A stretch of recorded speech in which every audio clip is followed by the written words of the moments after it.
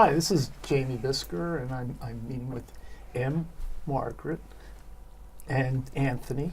That's right. And we're here interviewing them about their current endeavors.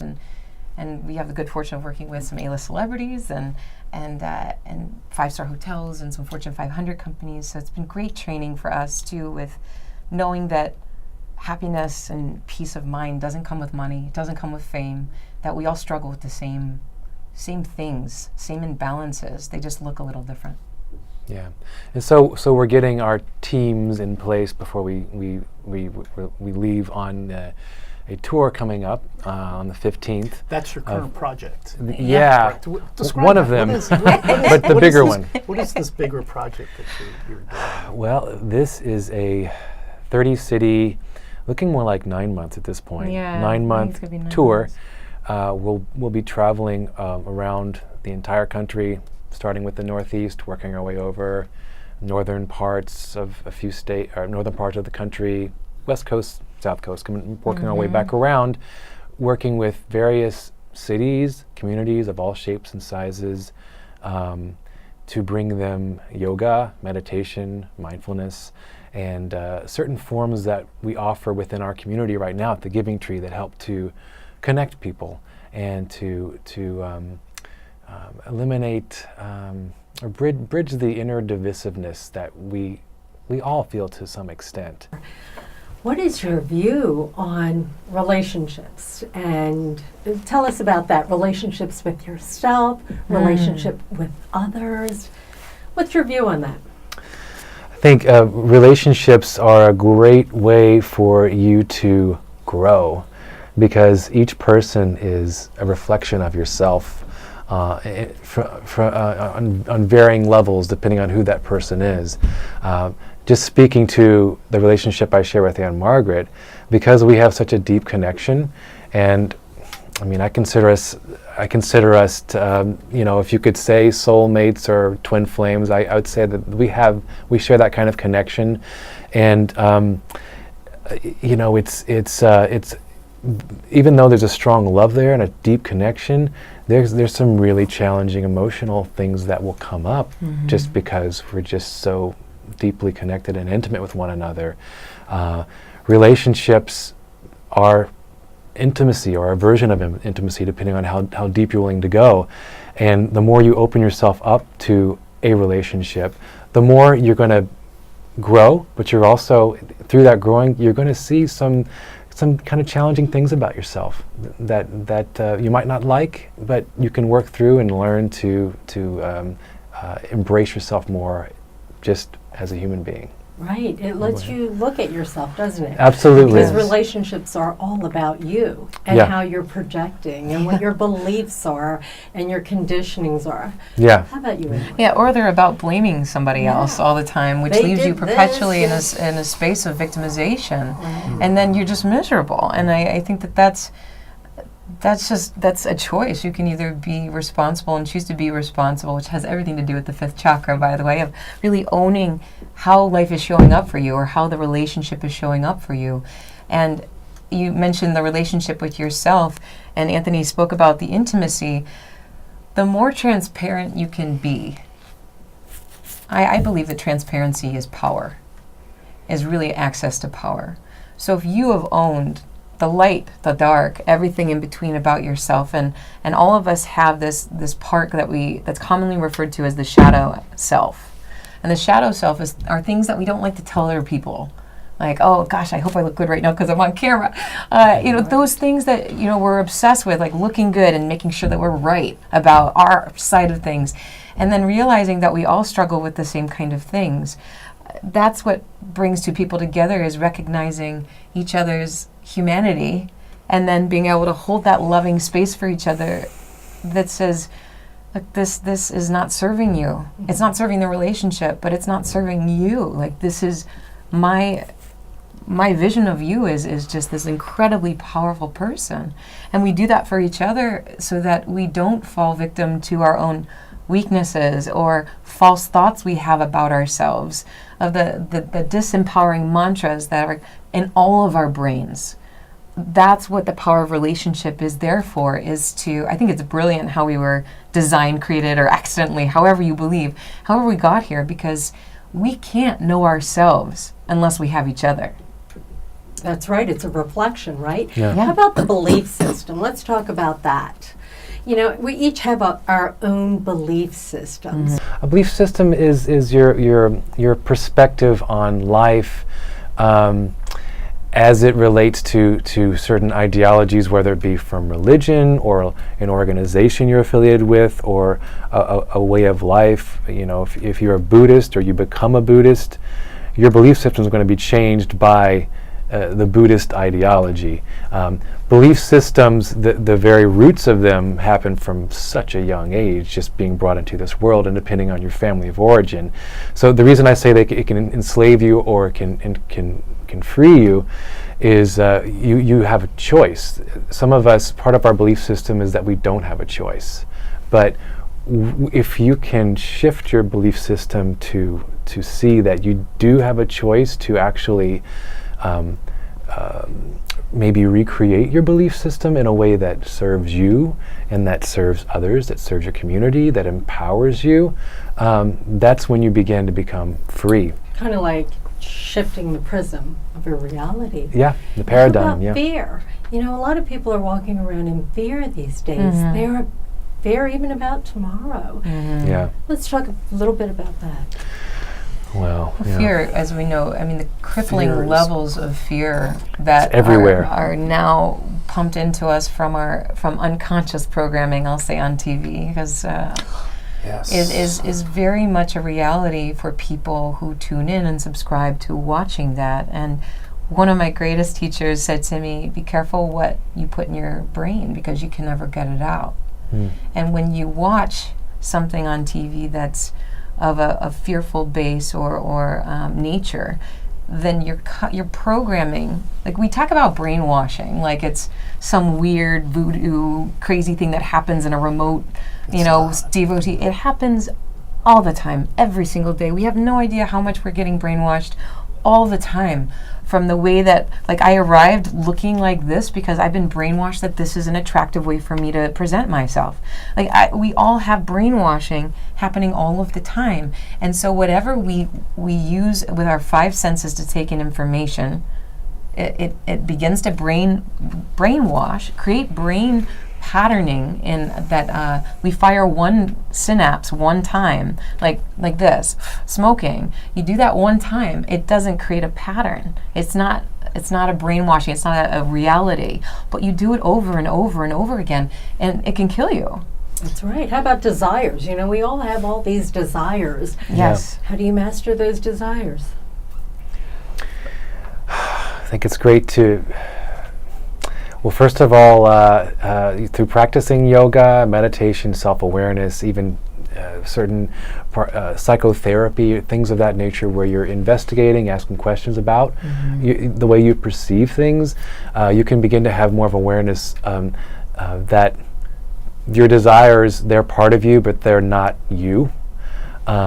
So that you can have a little more of an understanding that you can have a choice in the moment, but also the more that you learn about yourself, the more you understand that your deeper desires, the desires that come from your core, are very ingrained with who you are and what you really want from this life.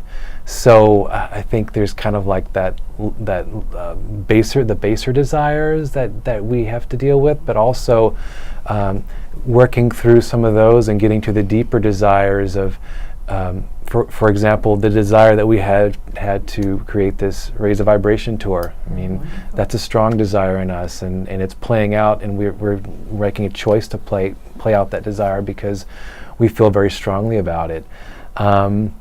So I think it's just it really comes down to awareness and understanding your desires and the intentions from your desires. Understanding yourself. And you know, everybody especially in yoga, we talk about mastering the senses, the five senses. Let's talk a little bit about that. Yeah.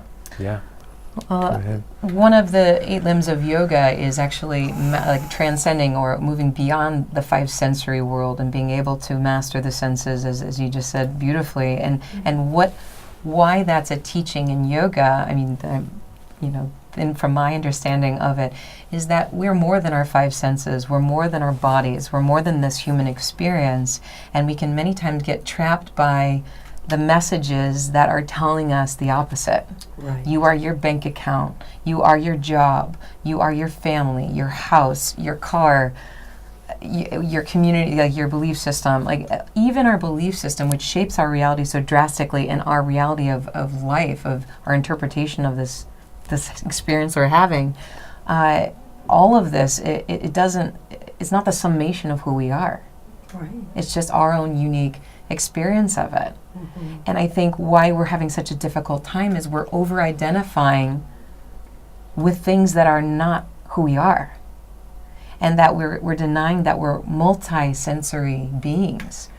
And people might go, what does that mean, multi-sensory? Well, we have our 5 senses, right? And sight, smell, etc. And then we have other senses like our intuition and the different energetic bodies that we call them. We have our physical body, but then how do you explain the phantom limb of the energetic proponent of somebody who loses a limb and then still feels like it's there? Neurologically, it's phenomenal what the developments are of beginning to understand why those things occur, and then how to access a deeper understanding of how we can transcend the senses, but not meaning transcend the senses like they're bad, like our experience of being human is bad, or it's less than our spiritual aspect or our ability to create with our minds and with God energy or universal or however you give that name. But it's a real marrying of the 2 energies of that spiritual aspect of yourself and the human aspect of yourself, and being at peace with those both residing within you. Right. And there's a lot of addiction going on right now. Mm-hmm. Let's talk a little bit about that. And how can people get out of the addictive pattern? An example, yoga teaches us to ride the emotional wave. So let's hear your comments on that. Well, that is certainly where meditation comes in, very much so. There are meditation techniques. There's breathing techniques. There's pranayama that you can do to help dealing with working on letting go of addictions. There's the mantra that Anne-Margaret was talking about. There's essential oils as well that can help with these things. But yeah, you're basically asking how can you change your body's internal chemistry or affect it in a way that an addiction doesn't have such a strong hold on your entire being. That's a real challenging one. But meditation would be huge. It would be a huge thing, because through meditation you're not only bringing yourself kind of back home to yourself, but you're also changing your mind. You're changing the way you think. You're changing the way you exist in the moment, and that's huge in letting go of addiction. Because addiction is it's a neurological pattern that has a strong emotional component on your state of being and your decisions. And your thoughts release certain chemicals. I mean, your thoughts, to consciously meditate shifts the chemical reactions in your body. Like they say, thoughts become words Exactly. become actions become habits, behavior. and habits become your life. Yeah. And there's a lot of people who say, I can't stay still enough to Right. do a meditation. What would you say about that? Can I interject here? 'Cause Right. I am like a horrible sit and meditate person. That is not me. And I, with the addiction, I think that there's so many studies out there how we come to addiction, and we're going to be going through many states who struggle with opiate addiction, and so many really difficult Crystal meth, and so many difficult scenarios that are plaguing our nation right now. And I think the most true resonating source of addiction that I have been taught or learned through other sources is that the root of addiction is lack of intimacy. Lack of intimacy with yourself, with community. Like, what are you looking from that substance to do? It's to fulfill something for yourself. And when true intimacy, like true heart-to-heart, person-to-person Atheism. intimacy. What about atheism? Would that also be thrown into the mix as well? I mean, Yeah. we're a It's a good society built of scientists Yeah. telling us that God doesn't exist, and our children are saying God doesn't exist, and spirituality doesn't Right. exist. So there's this hopelessness. So why not just Right. What's the party point? Yeah. this life away? Because when it's over, Right. we're not going anywhere. We're just going to stay right here, and we're done. You know, isn't that what the atheist believes? What a great way to put yourself in the moment, though, huh? Yeah. I mean, it's very, that's the whole point of spirituality is bring yourself in the moment. And we've found from certain relationships we share with other atheists that there's some of the most spiritual people that That's I've the thing. ever The one met, atheists I feel that I've like. met have either been like the most convicted, good-hearted Samaritans who I've ever met, or they're just very angry, and there's something in there. There's something, Right. and there's a lot to be angry about. Let's face it. But I Absolutely. think to credit scientists, like the scientists who are really getting into the study of the brain and energy, is that there's a saying that says a little science moves man away from God. A lot of science draws them right back. And I feel like as the more that we learn through the breakthrough science that's happening right now, it's cutting edge. It's at our, and we're not even paying attention to it on the It's mainstream quantum. media. It's There's quantum so science. much. It's so it's There's so extraordinary. much. It's extraordinary. How Yeah. about one more question? Yeah. How about the shadow side of us? Let's talk about the shadow side, because Yeah. we like to deny that part Yes. of us. So why don't you tell me a Well, little I bit? am so grateful for my shadow What is side. that? What is that? Because it is because of my shadow side that I have been able to embrace more of who I am, because it's, we live in a dualistic reality. There's dark and there's light, and being human beings, we naturally have dark and light sides. And understanding, one of the most powerful things you can do for yourself is to understand that dark aspect of you, those the negative, the parts of you that aren't so nice. Understanding that as a human being, that is one of the many multifaceted parts of who we are. So a huge part is of doing your own shadow work is understanding that's part of you.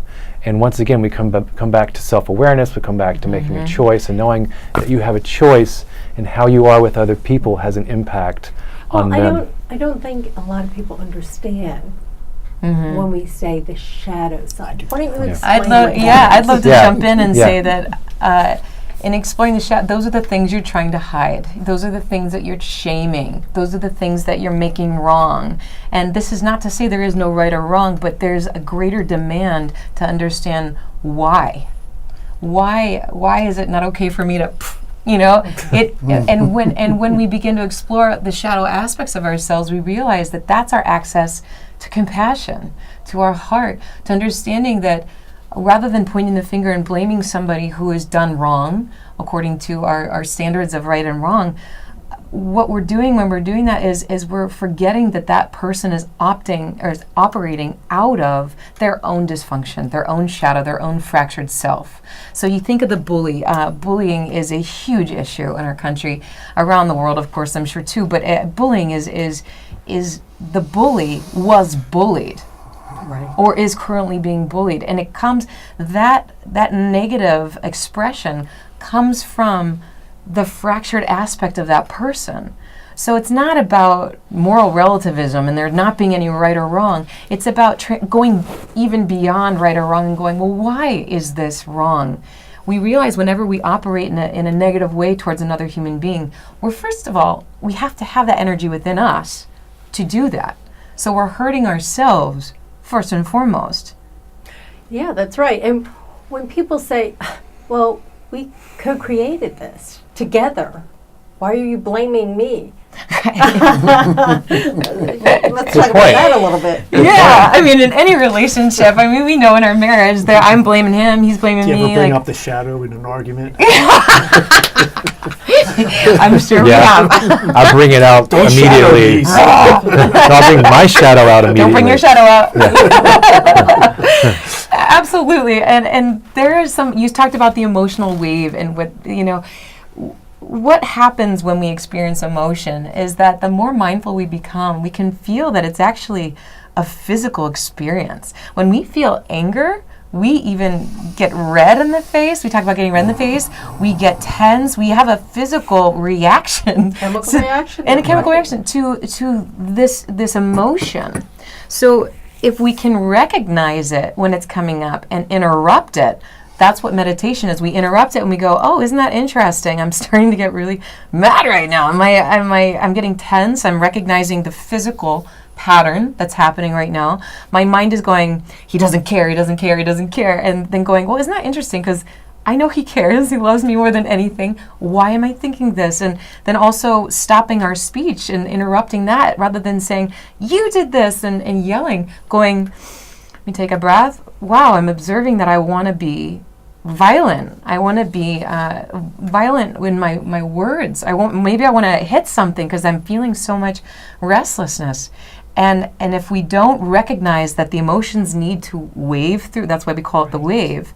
So what you're doing through mindfulness and meditation, and what we're teaching, is not stopping the wave, because then you're just going to suppress the emotion. The emotion is there because, have you ever noticed that whatever you're arguing with the person about, it's really not that big of a deal, but it's triggering things from your childhood or very early on, or other traumas in the past that come up with that, get triggered by it. So it's not about stopping that emotional wave, it's being able to allow that to come through and channel it in a healthy way. Like when I'm super sad, I love writing music. Like I write some really good songs when I'm upset, or when you're angry, there are certain methods where you have to release it, or boxing, like these kind of things help to move this energy out of your body, or it gets stuck. Yeah, and the more that we're able to recognize these parts in ourselves, and embrace them, then we're able to recognize and embrace them in others, and therefore we naturally have a higher tolerance for others' ways of being. I mean, there's certain lines to draw, in terms of someone being, for example, violent. But I mean, just understanding that violence in someone because you've embraced and understood it in yourself. Therefore, having more compassion, being able to empathize with others. And it really having a really profound effect on the quality of kindness and care that you relate to others, understanding that. Do you ever see, like all over, like the blame game? We all do it, but there's such a deep. Let's talk about the blame game. What is that all about when we blame each other? Well, I was going to say, and I think you're just your question leads right into this, is that if you think about somebody who's wronged you and somebody who has done something that you would label unforgivable, the teachings in Christianity teach that when you forgive, it's not for the person who committed the wrong against you, it's for you. And that forgiveness is the liberator. And you're not condoning what the person did by forgiving them. You're freeing yourself from the shackles of the bitterness and the resentment and the anger by going instead to your heart and emitting an energy of love that actually helps that person and holds them. Like there are practices in indigenous cultures in Africa, and we've had the pleasure of going in and visiting these incredible, extraordinary places where if somebody commits a crime, they don't lock them up and put them in jail and isolate them. Like addiction and lack of intimacy, like this is only going to perpetuate our issues. There needs to be a rehabilitation, and that, or we're doomed to repeat more of what we've already done. As humans. Say what they do, what the indigenous. Sorry. Yeah. That's what I'm I left you on a cliffhanger. Yeah. So what they do, instead of throwing them in jail or some people do other things, they beat them up. But what they do is they surround them and they speak to them about their greatness, so that they remind them of what they've clearly forgotten. That's right. That results in them behaving in the way that they behaved. Feeling back up inside of them. Yeah. It's so funny because they say, if we know about the eyes, the reflection, everything is the reflection of what we're seeing here. So it all has to do with, let's talk about that. Yeah. Well, I love that saying, of course, beauty is in the eye of the beholder, and all these different, beautiful quotes about emphasizing this. But it is what we're the ones who are seeing. Yeah. We're the ones who have the perspective. But we've forfeited that control to our televisions, to people who have negatively influenced us, to other people who will look at even what's going on politically in this country and say, this is a disaster. Well, the more you say it's a disaster, the more you're going to experience it as a disaster, rather than a call for change, or a call for activism, or a call for unification, or bringing people together, or finding common ground. Because if we're not looking for that, then we're doomed to divisiveness. Right. Isn't love like starting here with us? We have to start. It has to. It's not like here, this. You can't give love unless you're feeling you it. anger and you have hatred and you have all of this in your heart, how can you just love the other person? That's right. Really. It always really has strings starts attached with if it that. comes from that place, because you're doesn't you're it? expecting. Yeah. Yeah, isn't that wonderful? Well, I just want to thank you so very much. It was a delightful conversation. Our pleasure. Thank you. Thanks and for we will Thanks for continue having this us. conversation. Excellent. It's your journey. Look We'd forward love to it. We'd love Well, to. thank you so much. All right. Great, guys. Thank you so much. Thank you.